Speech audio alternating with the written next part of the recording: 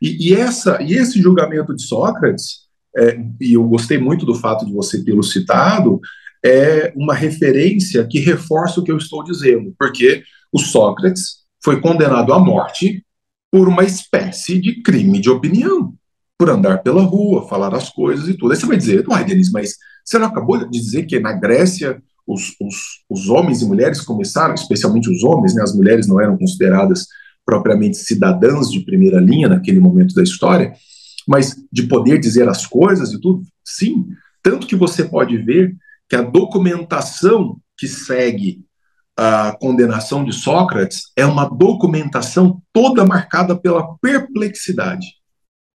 Porque a estrutura jurídica ateniense naquele momento, ela tinha duas instâncias. Primeiro você julgava o sujeito inocente ou culpado. Se inocente, ele vai embora para casa. Se culpado, passava a ser um segundo momento do julgamento, que era o tipo de pena que seria aplicada a ele. O Sócrates, para quem leu a Apologia de Sócrates, é um texto maravilhoso. O Sócrates foi condenado e no momento em que se estabelecer a pena, quando se pediu uma pena alternativa do tipo, não vamos matar o Sócrates, faz o menor sentido, o cara fica aí conversando pelos cantos, matar um sujeito desse, o cara é herói de guerra. Aí o Sócrates falou assim, eu tenho uma pena alternativa, eu quero ser alimentado no Pritaneu. Porque ser alimentado no Pritaneu era uma instituição grega, ateniense, que era onde os grandes heróis de guerra e os grandes vencedores dos Jogos Olímpicos eram alimentados. Os caras iam lá almoçar, jantar e tal. Eu falei assim, se eu tenho que ter uma pena associada àquilo que eu faço pela cidade, então, em vez de me matar, eu tenho uma pena para me propor. Eu quero ser sustentado no Pritaneu, porque eu faço um bem desgraçado para essa cidade. Aí, entenda você, como é que ficou o corpo de júri entre a condenação à morte e Sócrates ser alimentado no Pritaneu? Claro que ele foi condenado à morte. E quando essa pena foi executada, os atenienses ficaram absolutamente perplexos, do tipo, o que nós fizemos? O que é que nós fizemos? Inclusive, teve uma peste logo em seguida, que matou boa parte, dizimou boa parte da população ateniense, e muitos documentos fazem referência a isso, numa espécie de mística, dizendo, é porque a gente matou o Sócrates, agora a gente está recebendo um castigo. É louco esse negócio, né? O Sócrates só veio a morrer porque não tinha a terceira instância, não tinha o Suprema Corte grega, né? Você consegue, você consegue tratar um paralelo entre a apologia de Sócrates e os dias atuais? Duas coisas. Eu acho que o Sócrates teria morrido antes,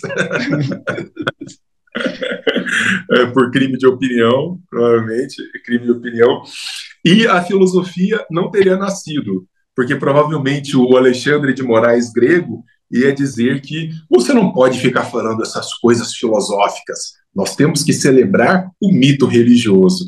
Então, essas figuras de poder monocrático, essas figuras imperiais que se metem a ser editores da sociedade, isso é uma desgraça para a história humana. Alexandre de Moraes e seus copinchas, né, são uma desgraça para a história da humanidade. Então, no nosso caso, mais modestamente, na história do Brasil. O Sócrates foi acusado de corromper a juventude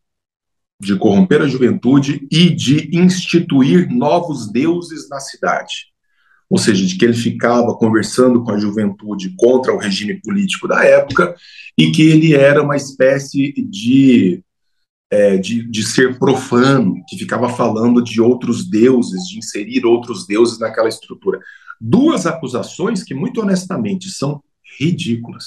Se ele tivesse chegado, né, os estudiosos são unânimes nesse sentido, se ele tivesse chegado no momento do julgamento e dissesse assim, moçada, foi mal aí, hein, tamo junto, mas foi sem querer, ele teria saído pela porta da frente 10 minutos depois. Mas não foi essa a postura dele. A postura dele foi dizer, vocês vão ter que entender agora que eu sou esse mosquitão, ele fala literalmente isso, eu sou esse mosquitão que fica picando esse cavalo lento chamado Atenas, fazendo ele andar. E, portanto, não me venham aqui dizer que eu faço mal para os jovens, que eu faço mal para a cidade, porque é o contrário disso. eu só faço o bem, eu exponho a ignorância das pessoas, eu busco o conhecimento verdadeiro. E como é que isso pode ser o mal? Então, basicamente, pesou contra ele essas duas acusações.